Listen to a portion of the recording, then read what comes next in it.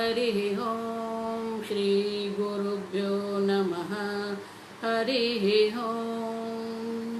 ओम शन्नो मित्र शं वरुणः शन्नो भवत्वर्यमा शन्न इन्द्रो बृहस्पतिः शन्नो विष्णुरुक्रमः नमो ब्रह्मणे नमस्ते वायो त्वमेव प्रत्यक्षं ब्रह्मासि त्वमेव प्रत्यक्षं ब्रह्म वदिष्यामि ऋतं वदिष्यामि सत्यं वदिष्यामि तन्मामवतु तद्वक्तारमवतु अवतु माम् अवतु वक्तारम्। ओम शांति शांति शांतिः। ओम भद्रं कर्णेभिः शृणुयाम देवाः भद्रं पश्येमाक्षभिर्यजत्राः स्थिरैरङ्गैः स्तुष्टुवागुंसस्तनूभिः व्यशेम देवहितं यदायुः स्वस्ति न इन्द्रो वृद्धश्रवाः स्वस्ति नः पूषा विश्ववेदाः स्वस्ति नस्तार्क्ष्यो अरिष्टनेमिः स्वस्ति नो बृहस्पतिर्दधातु। ओम शांति शांति शांतिः। ओम सहनाववतु सहनौ भुनक्तु सह वीर्यं करवावहै तेजस्विनावधीतमस्तु मा विद्विषावहै। ओम शांति शांति शांतिः। सदाशिवसमारम्भां शङ्कराचार्यमध्यमाम् अस्मदाचार्यपर्यन्तां वन्दे गुरुपरम्परां श्रुतिस्मृतिपुराणानाम् आलयं करुणालयं नमामि भगवत्पादं शङ्करं लोकशङ्करं शङ्करं शङ्कराचार्यं केशवं बादरायणं सूत्रभाष्यकृतौ वन्दे भगवन्तौ पुनः पुनः। ईश्वरो गुरुरात्मेति मूर्तिभेदविभागिने व्योमवद्व्याप्तदेहाय दक्षिणामूर्तये नमः। ओ निधये सर्वविद्यानां विशदे भवरोगिणां गुरवे सर्वलोकानां दक्षिणामूर्तये नमः। ओम नमः प्रणवार्थाय शुद्धज्ञानैकमूर्तये निर्मलाय प्रशान्ताय दक्षिणामूर्तये नमः।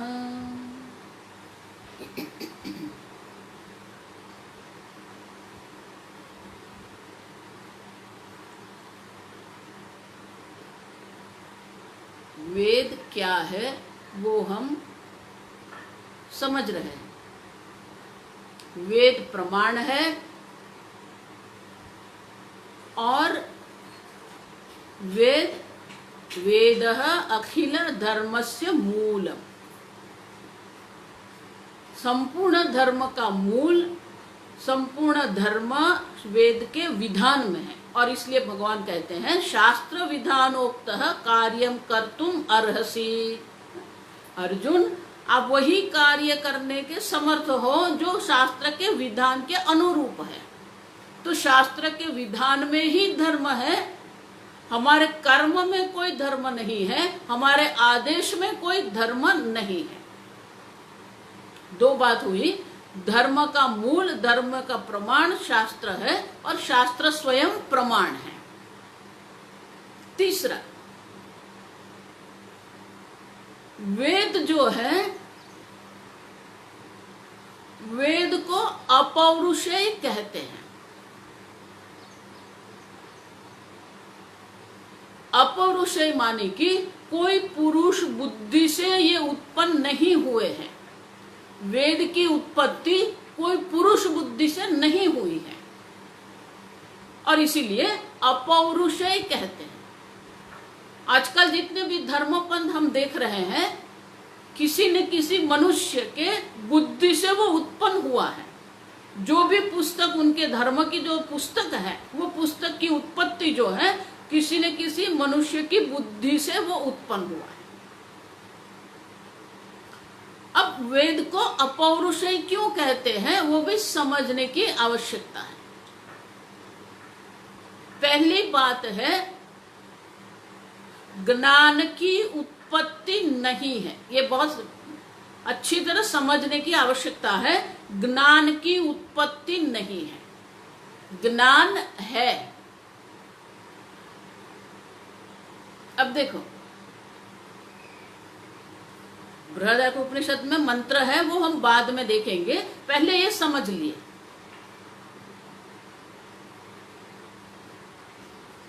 किसी भी प्रकार की उत्पत्ति, आप ये तर्क समझो, किसी भी प्रकार की उत्पत्ति के लिए दो प्रकार के कारण की आवश्यकता है।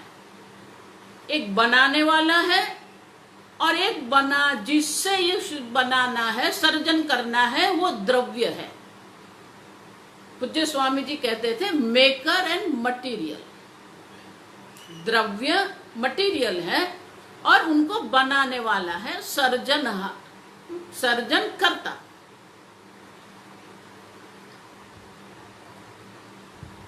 जो सर्जन करता है उनको कहते हैं निमित्त कारण, जो द्रव्य है उनको कहते हैं उपादान कारण।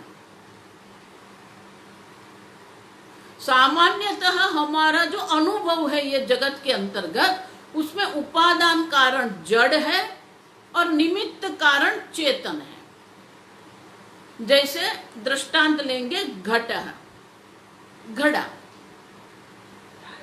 घड़ा बनाने के लिए जो द्रव्य है उनको हम मिट्टी कहते हैं, और द्रव्य बनाने वाला है कुम्हार कहते हैं उनको, पॉट मेकर। अब समझो, द्रव्य में घड़ा बनने की संभावना है, ये समझना ठीक से। पानी से घड़ा नहीं बनेगा, आकाश से घड़ा नहीं बनेगा, अग्नि से घड़ा नहीं बनेगा, वायु से घड़ा नहीं बनेगा, क्योंकि उन 4 पंच महाभूतों में घड़ा बनने की संभावना नहीं है। मिट्टी से घड़ा बनेगा, मिट्टी घटाकार बन सकती है। तो जो द्रव्य है, उपादान कारण, द्रव्य सब द्रव्य है, लेकिन उपादान कारण किस द्रव्य को कहेंगे, जिस द्रव्य में वो कार्य बनने की संभावना है। तो मिट्टी घड़े के लिए उपादान कारण है, क्योंकि मिट्टी में घड़े बनने की संभावना है। तो मिट्टी के लिए उपादान कारण, घड़े के लिए उपादान कारण मिट्टी है, और घड़े के लिए निमित्त कारण जो है,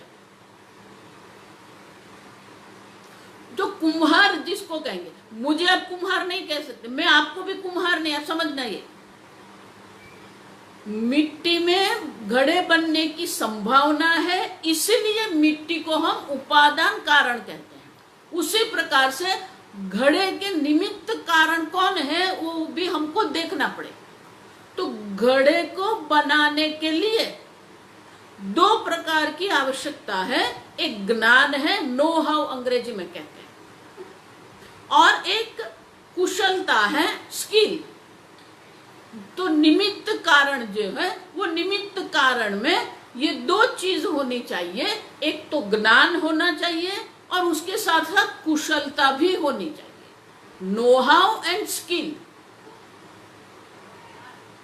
तो घड़ा बनाने वाला जो है, वो घड़ा बनाने वाले को घड़े बनाने का ज्ञान भी है और घड़ा बनाने की कुशलता भी है, सामर्थ्य भी है। मैं हमेशा कहती हूँ, ये गुजराती रोटी बनानी है आप पढ़ लेंगे, आपको ज्ञान हो जाएगा कैसे बनाना है। जब बनाने बैठेंगे तो आपको पता चलेगा वो बनती नहीं है। क्यों? कुशलता नहीं है। आजकल बहुत लोग पढ़ के देख लेते हैं, गाड़ी कैसे, पूज्य स्वामी जी हमेशा हंसते थे, गाड़ी कैसे चलाना है वो बुक में पढ़ लिया। और आजकल ये जो कंप्यूटर होते हैं वो कंप्यूटर में प्रैक्टिस करवाते, गाड़ी कैसे चला, वो पढ़ लिया, ज्ञान हो गया, एक्सेलेटर क्या है, पेट्रोल क्या है, इंजन क्या है, सब हमको पता चल। लेकिन गाड़ी चलाने की कुशलता भी होनी चाहिए। तो ज्ञान और कुशलता दोनों आवश्यक है। तो जिसके अंदर घड़े बनाने का ज्ञान भी है और घड़े बनाने की कुशलता है, उनको कहते हैं कुम्हार। आप समझो, व्यक्ति है, वो एक व्यक्ति है और वो व्यक्ति को हम एक नाम देते हैं कुम्हार। एक व्यक्ति है जिसको हम नाम देते हैं ड्राइवर, एक व्यक्ति है जिसको हम नाम देते हैं कुक, शेफ। क्यों? क्योंकि उस प्रकार का ज्ञान, उस प्रकार की कुशलता उसके अंदर है। तो निमित्त कारण में ज्ञान और कुशलता होती है। उपादान कारण उसको कहेंगे जिस द्रव्य में वो कार्य बनने की संभावना होती है। तो घड़े के लिए मिट्टी जो है वो उपादान कारण है और घड़े के लिए कुम्हार निमित्त कारण है। तो एक सीधा नियम बन गया कि किसी भी प्रकार के सर्जन के लिए दो कारण की आवश्यकता है, उपादान कारण और निमित्त कारण। एक दूसरा, आजकल जो वैज्ञानिक लोग हैं, भौतिक शास्त्री जो हैं, जो खगोल शास्त्री जो है, उन लोगों को एक शब्द से बहुत ही मुश्किल पड़ रही है। उनको ये शब्द का प्रयोग करने में कठिनता आती है। क्यों? आप समझो, ये जगत जो है जिसका हम अनुभव कर रहे हैं, ये जगत का हम जब अनुभव कर रहे हैं तो ये जगत क्या है? ये जगत सर्जन है कि नहीं? आप समझना, क्रिएशन जिसको कहते हैं। तो सर्जन किसको कहेंगे? सर्जन की हमारे शास्त्र में व्याख्या बनाई है। वो व्याख्या को कहते हैं संघातः। पूज्य स्वामी जी अंग्रेजी में बहुत बढ़िया ये संघात का अंग्रेजी अनुवाद करते थे। ये वाक्य बहुत समझने की आवश्यकता है। संघात जो सर्जन है उनको संघात कहते हैं संस्कृत में। और संघात का व्याख्या क्या होगी? अंग्रेजी में कहते हैं intelligently put together to serve a purpose. अब देखो, संस्कृत एक ही शब्द है संघात है, उनको समझने के लिए इतनी बड़ी व्याख्या है अंग्रेजी में, intelligently put together to serve a purpose. अगर हम हिंदी में कहेंगे विशेष प्रयोजन से बुद्धिपूर्वक की जो रचना है, विशेष प्रयोजन वाली बुद्धिपूर्वक की जो रचना है, उनको कहते हैं संघात।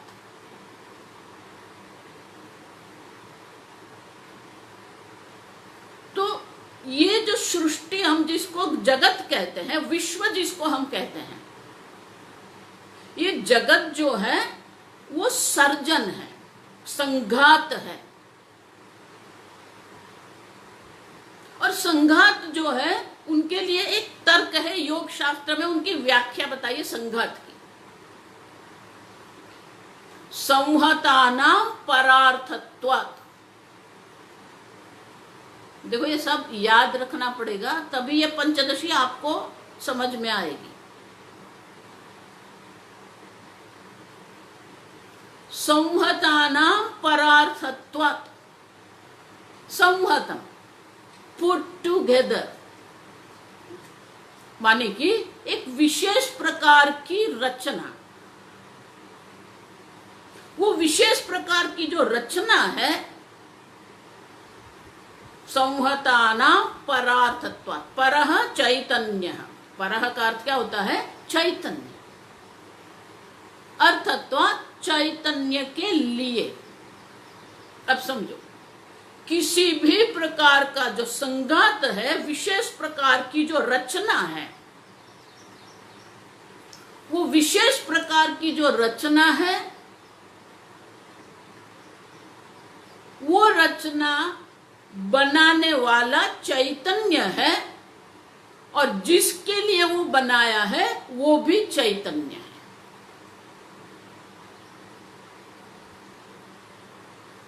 दृष्टांत के लिए हम लेंगे गाड़ी, 4 व्हीलर। अब कोई भी चीज, पूरा जगत दृष्टांत है, आप समझो। मोबाइल भी संघात है, आपका शरीर भी संघात है। क्यों? क्योंकि अनेक अंग उपांग को एक साथ विशेष प्रकार से रचना, बुद्धिपूर्वक की रचना है। तो आपका शरीर आप देखेंगे, मोबाइल देखेंगे, टेबल देखेंगे, वृक्ष देखें, पशु पक्षी, जो भी आप देखो, पुष्प फल, सब एक विशेष प्रकार की रचना है, बुद्धिपूर्वक की रचना है, और एक विशेष प्रयोजन से उनको बनाया गया है। तो ये जो संघात है, वो संघात अपने आप नहीं हो सकता है। गाड़ी के जितने भी अंग उपांग है, फल के जितने अंग उपांग है, आपके शरीर के जितने भी अंग उपांग है, वो अपने आप एकत्रित नहीं हो सकते। उसको बनाने वाला होना चाहिए, उसको एकत्रित करना, अंग्रेजी में उसको असेंबल कहते हैं। उसको असेंबल करना पड़ेगा, उसको एकत्रित करना पड़ेगा, उनकी रचना करनी पड़ेगी। तो गाड़ी जो है, घड़ी आप पहनते हाथ में, वो घड़ी है। पूज्य स्वामी जी हमेशा ये दृष्टांत देते थे कि ये जो घड़ी है, किसी ने बहुत बढ़िया नई घड़ी पहनी थी, तो वो घड़ी देख के उनके मित्र ने पूछा, अरे वाह, ये तो बहुत सुंदर घड़ी है, आप कहां से लाई ये घड़ी? तो उसने उत्तर दिया, मैं स्विट्जरलैंड गया था, वो स्विट्जरलैंड की पहाड़ी में ऐसे ही जमीन से ये घड़ी निकलती है और मैंने एक ले लिया। क्या आप ये बात मानेंगे कि ऐसे ही भूमि से ये घड़ी निकल रही है और जिसको भी चाहिए वो ले जाता है? नहीं। वो मित्र जो था उसने पूछा, नहीं नहीं, ये बताओ ये कौन सी कंपनी, देखो शब्द, ये कौन सी कंपनी की घड़ी है? कंपनी मानी बनाने वाला, आप समझो।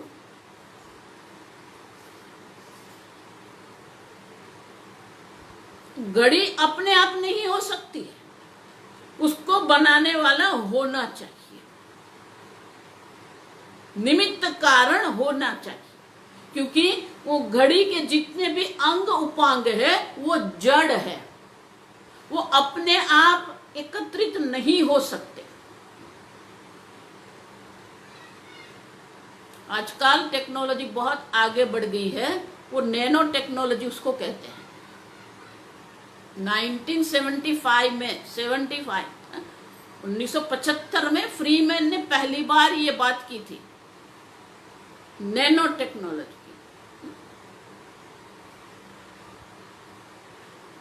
उसमें बहुत सारी चीज है, लेकिन उनको भी बनाने वाला है, आप समझो।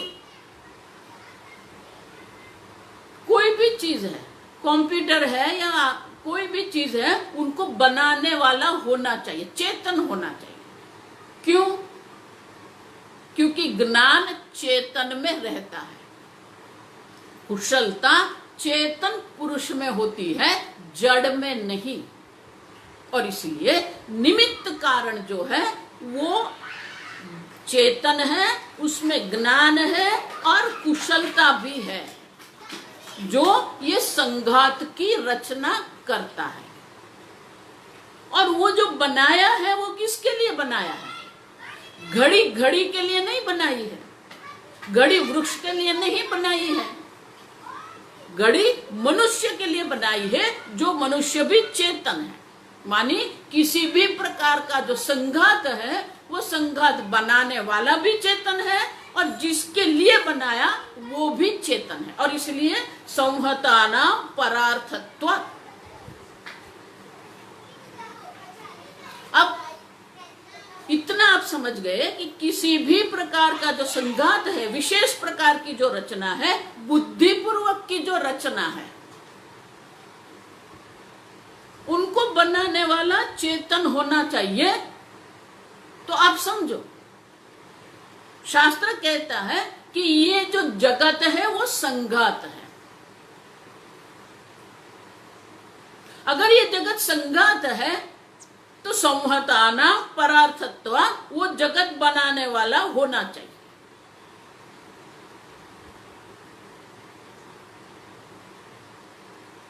अब घड़े की हम जो बात करते हैं तो घड़े के लिए द्रव्य जो है वो मिट्टी है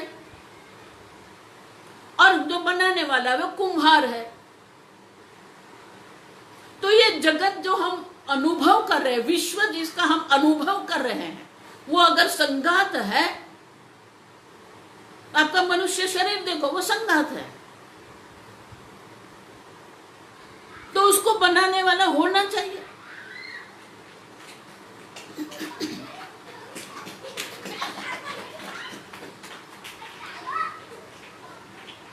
बहुत साल पहले सियाटल में ये जीनोम प्रोजेक्ट का काम चल रहा था, मनुष्य का ह्यूमन जीनोम।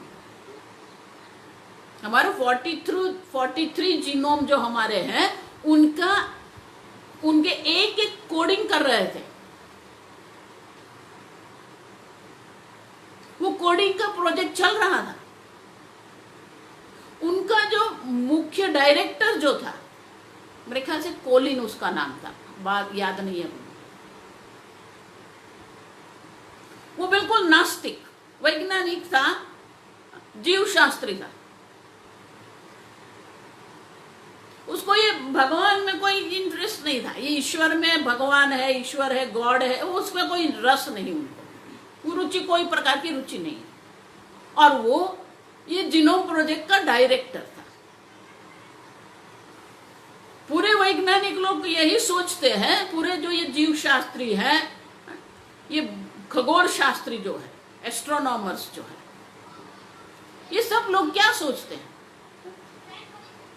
ये जगत अपने आप चल रहा है, कोई चेतन की आवश्यकता नहीं है।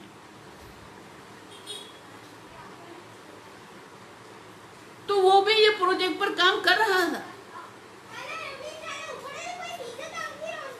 जब उसने देखा कि इतनी बढ़िया अरेंजमेंट है, जो रचना है, ये जो डीएनए जो हम कहते हैं, ये जीनोम जो होते हैं, उसमें डीएनए का पूरा एक एकत्रित होकर बन गया है।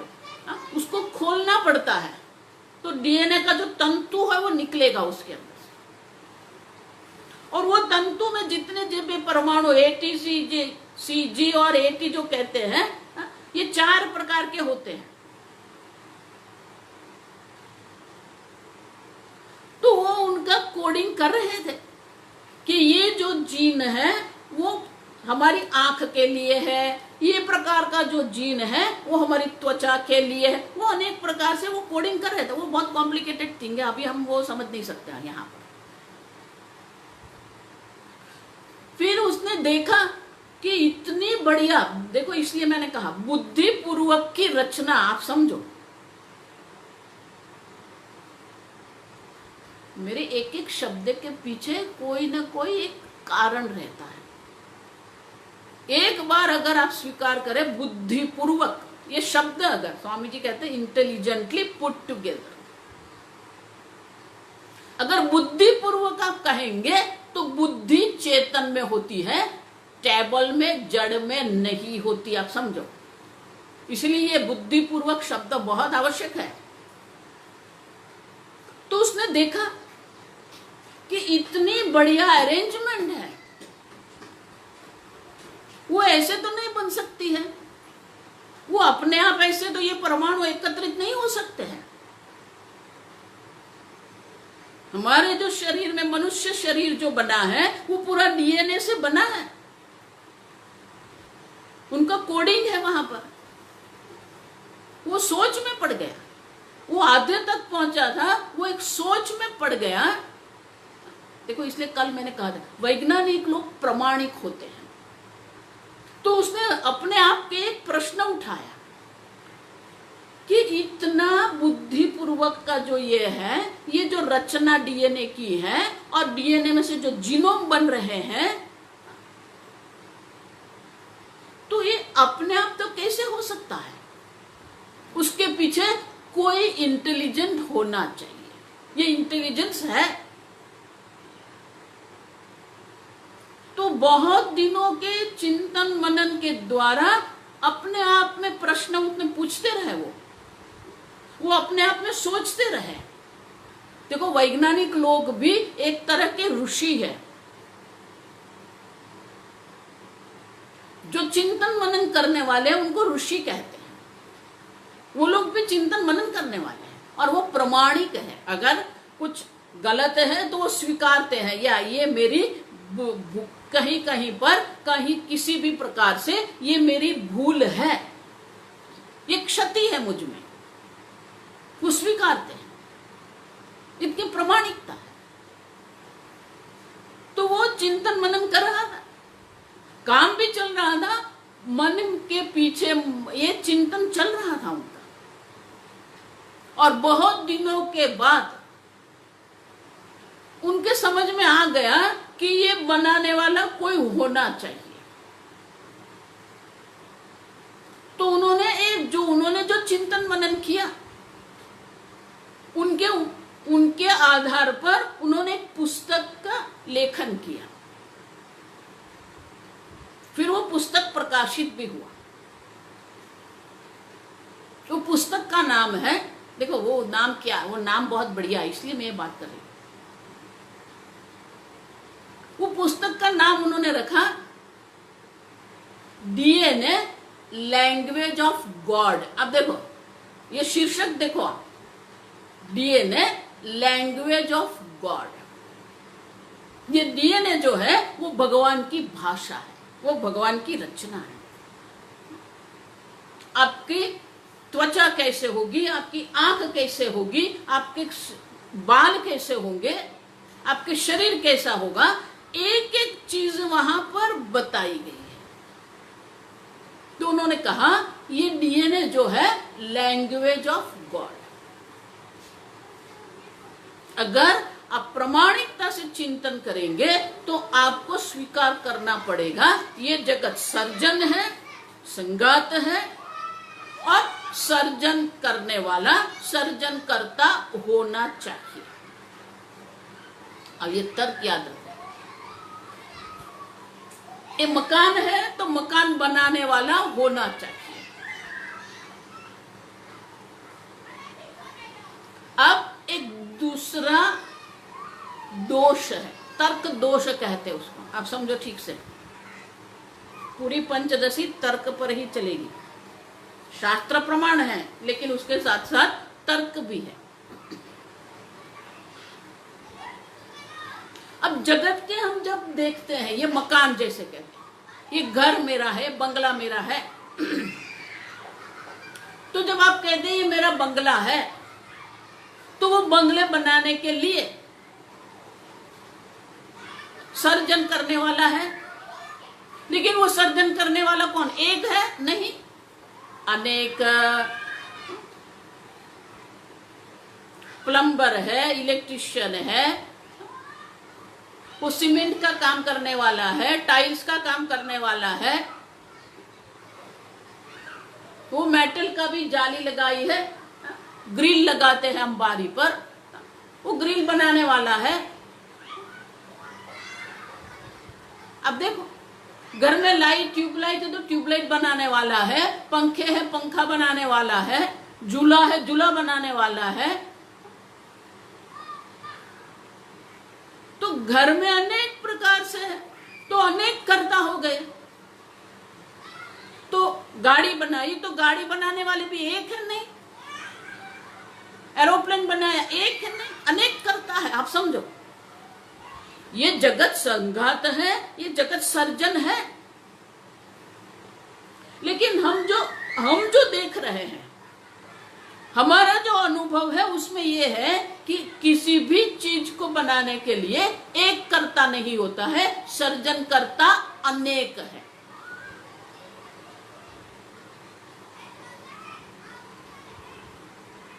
तो क्या ये जगत बनाने वाले भी अनेक है, अनेक सर्जन करता है? ये प्रश्न आएगा।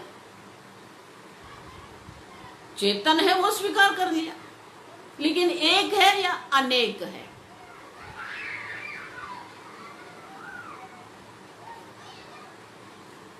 तो उनके लिए बहुत बढ़िया तर्क देते हैं।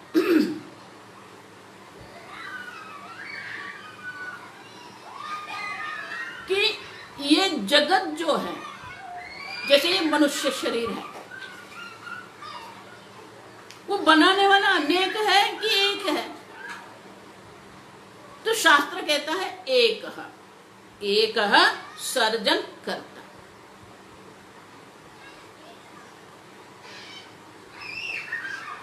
अब एक और प्रश्न भी है, सर्जन करता कहाँ है? और सर्जन करता जो है, उन्होंने ये जगत की उत्पत्ति कैसे की? आपको आवाज आ रही होगी, बच्चे बाहर खेल रहे हैं, उनका खेलने का टाइम है।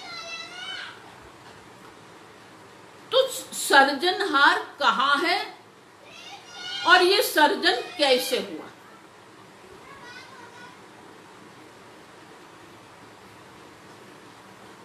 और सर्जनहार जो है वो कौन है? अब देखो ये प्रश्न, सर्जनहार कौन है, कहाँ है और कैसे ये सृष्टि की रचना की?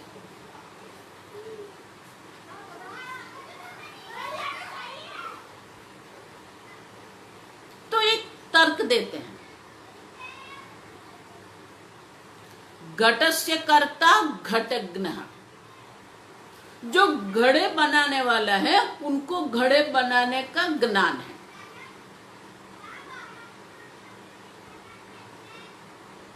तो ये जो संपूर्ण सृष्टि जो है, देखो ये शब्द बार बार आएगा, संघातः। ये संपूर्ण सृष्टि जो है, जिसको हम ब्रह्मांड कहते हैं, वो एक संघात है। अब समझना, जिसको हम विराट कहते हैं। विराट अपने आप में ही एक बड़ा संघात है। जैसे आपका शरीर है वो एक संघात है, और आपके शरीर में अनेक प्रकार के कोश हैं।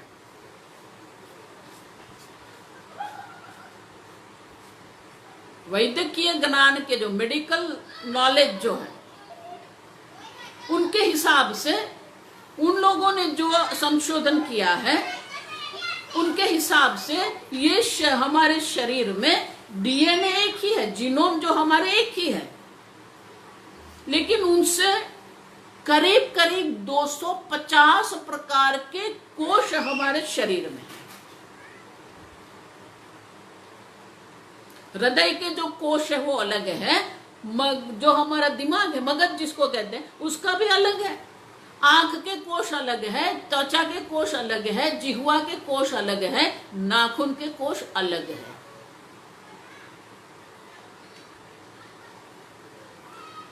तो ये जो कोश है, वो एक कोश जो है, उनकी दृष्टि से ये पूरा शरीर जो है वो विराट है, ब्रह्मांड है। अगर ये त्वचा का एक कोश है, या आपके रक्त में जो रक्त कण है, वो रक्त कण के लिए ये संपूर्ण शरीर एक विराट है, ब्रह्मांड है, उनका एक जगत है। तो रक्त कण अपना काम कर रहा है, श्वेत कण अपना काम कर रहा है, हृदय के कोश अपने काम कर रहे हैं, लेकिन वो स्वतंत्र नहीं है। हृदय को मगज से काम लेना पड़ेगा, आंख देख रही है, हाथ मेरे आगे पीछे हो रहे हैं, मैं बोल रही हूं, जिह्वा के हलन चलन हो रहा है। अब समझो,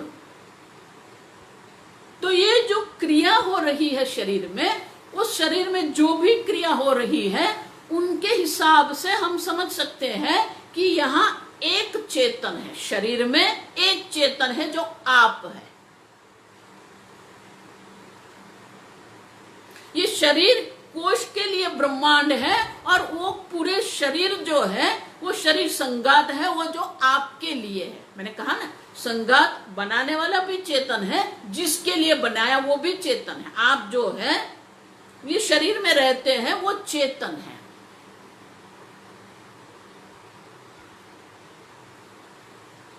तो एक कोश के लिए ये संपूर्ण जो शरीर है वो ब्रह्मांड है। जिस प्रकार से एक कोश के लिए शरीर ब्रह्मांड है, उसी प्रकार से आप जो है ये संपूर्ण एक ब्रह्मांड नाम का जो संगात है, उनके अंदर एक कोश है। उसमें वृक्ष भी है, पशु है, पक्षी है, ग्रह है, नक्षत्र है, निहारिका है, सब है। तो ये पूरा ब्रह्मांड एक संगात है। स्वामी जी अंग्रेजी में कहते थे, nothing is independent in this world. इस जगत में कोई स्वतंत्र नहीं है, सब एक दूसरे के ऊपर अधीन, परतंत्र है। इसलिए मैंने कहा, हृदय को मगज की, दिमाग की आवश्यकता, और दिमाग को हृदय की आवश्यकता है, क्योंकि हृदय उनको रक्त पहुंचाता है। अब समझो, तो शरीर के आंख देखती है और पैर चलते हैं, आंख देखती है और हाथ भोजन लेके मुंह में रखता है। परस्पर आधारित है। वैज्ञानिक की भाषा में उसको सिम्बायोसिस कहते हैं। सिम्बायोसिस माने कि परस्पर आधारित सह अस्तित्व। देखो, ये एक एक शब्द का बहुत लंबा लंबा अर्थ करना पड़ता है। सिम्बायोसिस माने क्या है? परस्पर आधारित सह अस्तित्व। मनुष्य स्वतंत्र नहीं है। ये लॉकडाउन, ये जो कोविड-19 आया ना, सबको बता दिया कि आप स्वतंत्र नहीं है। ये प्रकृति जो है, ये पूरी प्रकृति अपने हिसाब से काम कर रही है। अगर उसमें आप किसी भी प्रकार की दखलगिरी करेंगे तो वो आपको चुकाना पड़ेगा।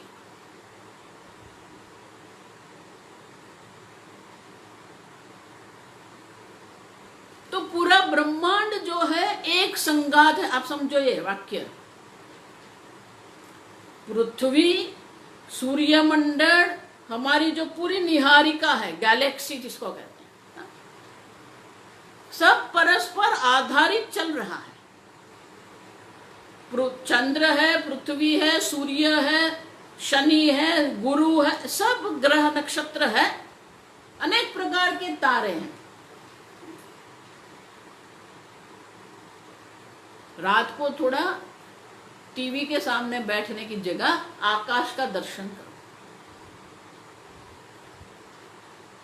अनेक प्रकार के तारे हैं। अब जब तारे के दर्शन करेंगे, आपको लगेगा ये तारे की क्या आवश्यकता है, ये यहाँ क्यों है, वो वहां क्यों है, इतने सारे तारे क्यों भगवान ने बनाए।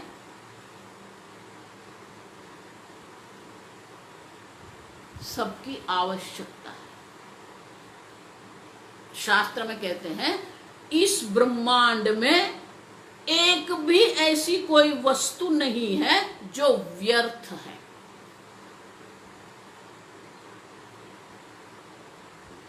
अगर ये ब्रह्मांड एक संघात है तो उसको बनाने वाला जो है वो देखो हमारा तर्क क्या था, एक और अनेक। तो उसको बनाने वाला एक है या अनेक है? शास्त्र कहते हैं कि जिस संवादिता से, जिस तालबद्ध रीत से ये जगत चल रहा है उसको देख के हम समझ सकते हैं कि ये पूरे ब्रह्मांड जो है, ये ब्रह्मांड का सर्जन करता एक है। क्योंकि वो जिस प्रकार से परस्पर आधारित उनकी जो प्रक्रिया चल रही है वो अनेक कर्ता से नहीं हो सकती। उनके लिए एक कर्ता होना ही चाहिए।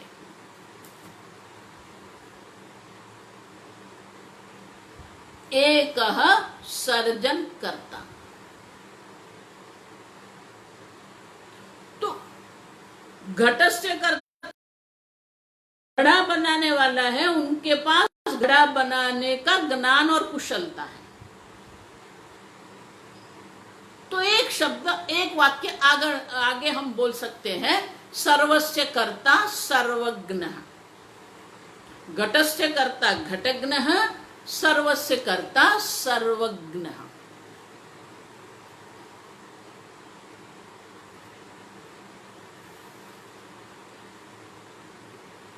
अगर वो सर्वज्ञ है, सर्वकुशल है, तो सर्वज्ञ एक होता है, अनेक नहीं होता।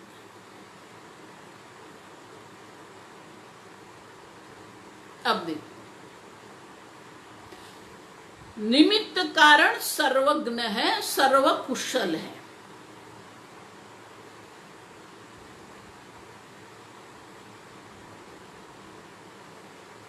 प्रश्न क्या था?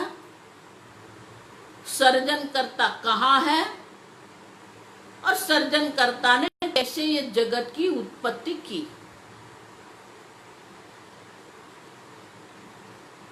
अगर वो सर्जनकर्ता सर्वज्ञ है और सर्वशक्ति है,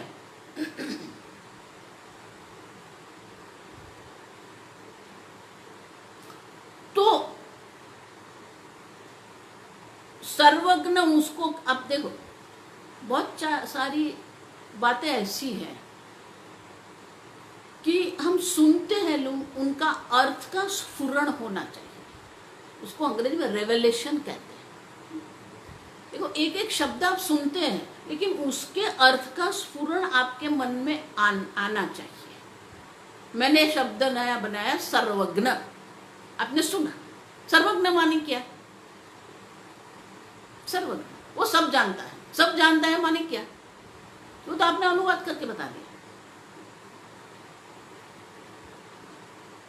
पूज्य स्वामी जी कहते थे सर्वज्ञ सर्वज्ञान।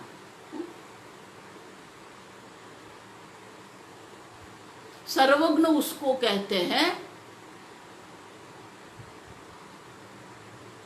जिसको किसी भी वस्तु को जानने की आवश्यकता नहीं है। सर्वज्ञ माने वो जानता है, जानने की प्रक्रिया की आवश्यकता नहीं है। हम लोग को क्या करना पड़ता है? ये मोबाइल को देखते हैं, ये फोन को देखते हैं, फिर ये टेबल को देखते हैं, एक एक चीज हम जानते हैं। बचपन से हम एक एक वस्तु को जानते आए।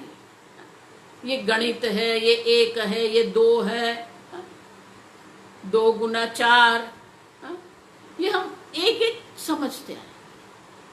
एक एक करके हम ज्ञान लेते हैं। लेकिन सर्वज्ञ क्या है? कौन है? जिसको जानने की आवश्यकता नहीं है, वो जानने की प्रक्रिया से जिसको पसार नहीं होना पड़ता, वो जिसको ये ज्ञान की प्रक्रिया में जाना नहीं पड़ता है, वो सर्वज्ञ है।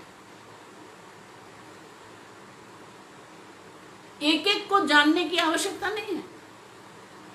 सर्वज्ञ माने जो जिसके अंदर कोई अज्ञान नहीं है और जिसको जानने की प्रक्रिया की आवश्यकता नहीं है, उसको सर्वज्ञ कहते हैं।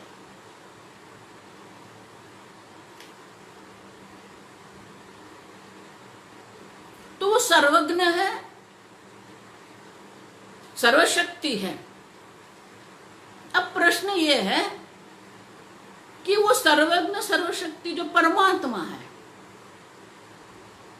वो कहाँ है? वो उनका उत्तर हम दूसरी प्रकार से देते हैं कि सर्जन करने के लिए निमित्त कारण जो है वो सर्वज्ञ सर्वशक्ति है, लेकिन उपादान कारण कहाँ है?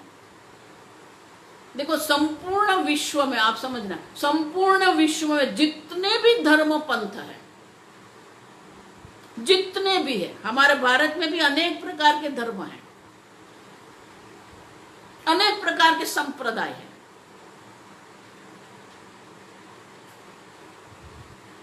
सब एक बात में सहमत है, बनाने वाला है वो सर्वज्ञ सर्वशक्ति है।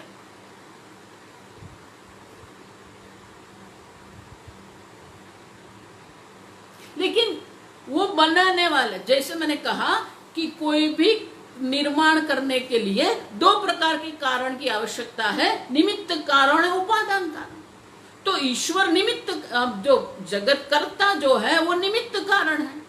अगर जगत कर्ता सर्जन कर्ता जो निमित्त कारण है, तो उपादान कारण क्या है? कौन से द्रव्य से ये संपूर्ण ब्रह्मांड की उत्पत्ति हुई?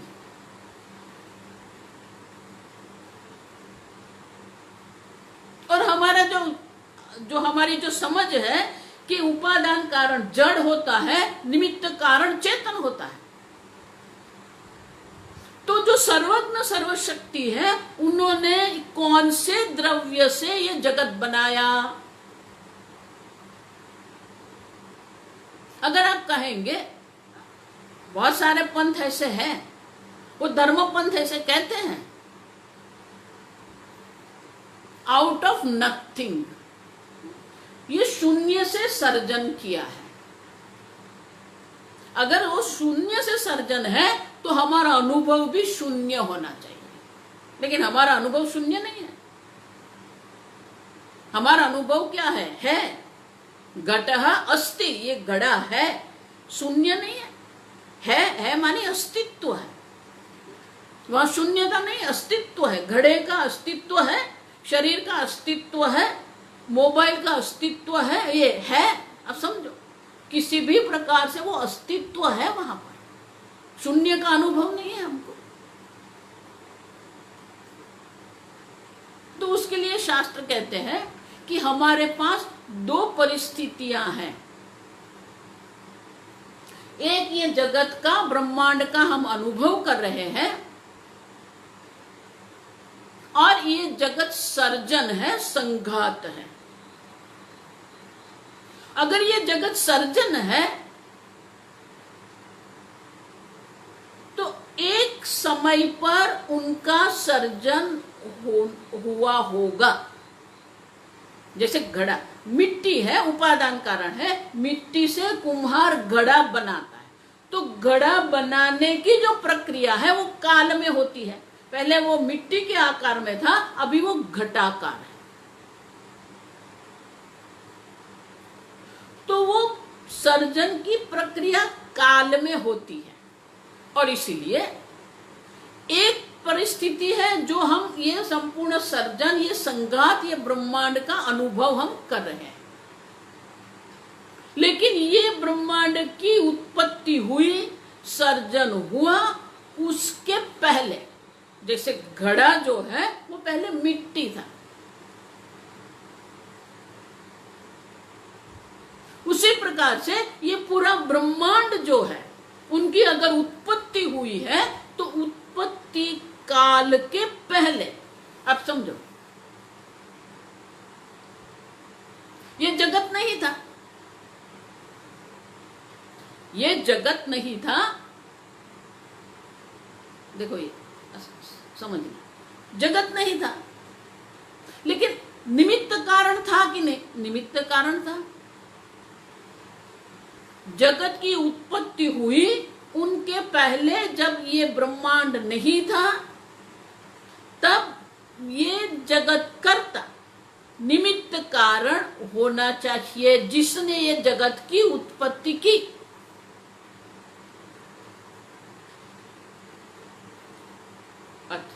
और हमने ही ये पुरवार किया है कि वो जो निमित्त कारण है सर्वज्ञ है, सर्वशक्ति है। अगर वो सर्वज्ञ है, सर्वशक्ति है, तो द्रव्य वो कहां से लाएंगे? कुछ समझ में आया? अगर वो सर्वशक्ति है और आप समझेंगे कोई द्रव्य वहां था, वो द्रव्य पंच महाभूत था, वो पंच महाभूत में से ये जगत बनाया, लेकिन पंच महाभूत किसने बनाया? और पंच महाभूत किस द्रव्य से बना?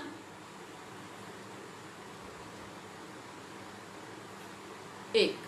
दूसरा, अगर वो सर्वशक्ति है, अगर वो सर्वशक्ति है और अगर किसी और जगह से उनको द्रव्य लाने का है, तो फिर वो सर्वशक्ति नहीं है, क्योंकि वो द्रव्य बनाने वाला उनसे अलग बन गया। वो सर्वज्ञ नहीं है, क्योंकि वो द्रव्य बनाने वाले का ज्ञान अलग हो गया। तो अगर हम किसी को सर्वज्ञ सर्वशक्ति कहते हैं, तो उनको अन्य द्रव्य की आवश्यकता नहीं है, तभी वो सर्वज्ञ सर्वशक्ति है। अगर वो सर्वशक्ति है और द्रव्य किसी और के पास वो लेते हैं, तो वो द्रव्य बनाने वाला कौन? तो वो सर्वज्ञ सर्वशक्ति नहीं रहेंगे। तो जो सर्वज्ञ है, वो सर्वशक्ति है, उनको अन्य कोई द्रव्य की आवश्यकता नहीं है। और वो सर्वज्ञ है, सर्वशक्ति है, माने कि ज्ञान है। देखो हमारा ये आज का जो वेदांत का वर्ग है, उनका क्या है? ज्ञान की उत्पत्ति नहीं है। देखो ये मुख्य हमारा विषय है। वो सर्वज्ञ है मानी ज्ञान है, ज्ञान की उत्पत्ति नहीं करनी पड़ती, वो ज्ञान तो है ही। वो सर्वज्ञ है, वो सर्वशक्ति है, ज्ञान भी है, शक्ति भी है। तो द्रव्य अन्य नहीं हो सकता। जो सर्वज्ञ सर्वशक्ति है, उनसे अन्य कोई द्रव्य संभव नहीं है। और इसलिए हम जो जगत में अनुभव करते हैं कि उपादान कारण निमित्त कारण अलग होते हैं, लेकिन जब हम संपूर्ण ब्रह्मांड की चर्चा करते हैं, तो निमित्त कारण उपादान कारण दो अलग नहीं हो सकता। और इसीलिए जो सर्वज्ञ सर्वशक्ति जो निमित्त कारण है, वो ही उपादान कारण है। मानी बनाने वाला भी वही है और जिससे बनाया वो भी वही है।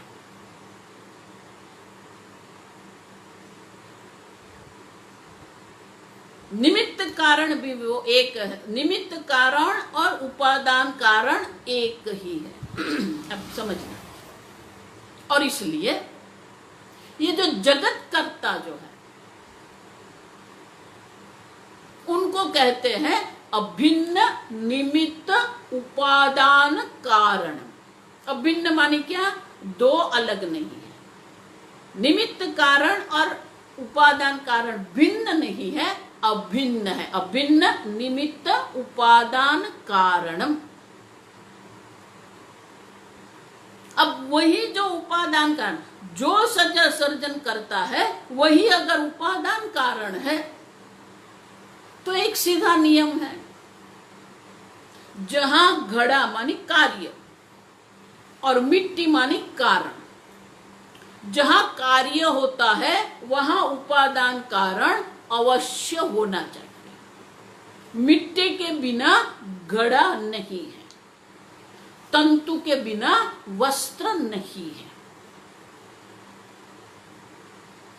तो जहां जहां कार्य होगा वहां उपादान कारण अवश्य होना चाहिए। ये जगत है, ये जगत कार्य है, संघात है, सर्जन है। और जहां जगत कार्य है तो उनका उपादान कारण भी होना चाहिए।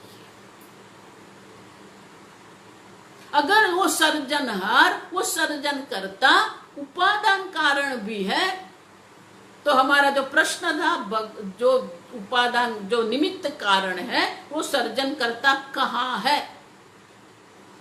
आप बताइए, अभी वो कहाँ नहीं है?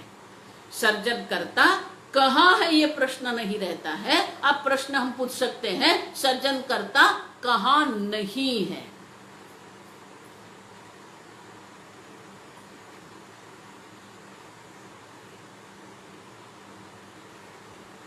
संपूर्ण जगत ईश्वर मात्र, सर्जन करता मात्र है। इसलिए भगवान कहते हैं मत्तः परतरन्नान्य किंचिदस्ति धनंजय। अर्जुन, मुझसे अलग, मुझसे भिन्न और मुझसे पर ये जगत नहीं है। संपूर्ण ईशावास्य इदगुम सर्वम। अब तो ज्ञान की उत्पत्ति नहीं है, ज्ञान है।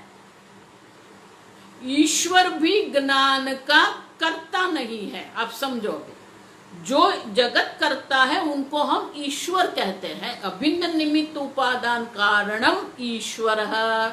देखो, अभी ईश्वर शब्द है, लेकिन वो ईश्वर कौन है? संपूर्ण ब्रह्मांड स्वरूप है, ये विराट परमात्मा है। जैसे आपका एक शरीर है, उसी प्रकार से संपूर्ण ब्रह्मांड ये परमात्मा का, ईश्वर का विराट स्वरूप है, जिसका दर्शन अर्जुन ने 11वां अध्याय में किया। तो ईश्वर भी ज्ञान का कर्ता नहीं है, ईश्वर ज्ञान का दृष्टा है। कल हम देखेंगे मंत्र, बृहदारण्यक उपनिषद का मंत्र। वही ईश्वर जो है, वो ईश्वर जो हम सर्वज्ञ कहते हैं, जिसको हम सर्जन करता कहते हैं, वो ईश्वर जो है, वो ईश्वर से ही ये वेद की उत्पत्ति है। वेद अपौरुषेय, ये मुख्य विषय था हमारा, आज का मुख्य विषय था वेद अपौरुषेय है। वेद की उत्पत्ति नहीं है, वेद है, उसका स्फुरण होता है, रेवलेशन होता है। तो वेद भी कोई पुरुष बुद्धि से उत्पन्न नहीं हुआ है, क्योंकि ज्ञान की उत्पत्ति नहीं है। और ईश्वर जिसको हम कहते हैं, वो भी वेद के कर्ता नहीं, दृष्टा है। वेद ईश्वर ने उत्पन्न नहीं किया है, दृष्टा है। आप समझ,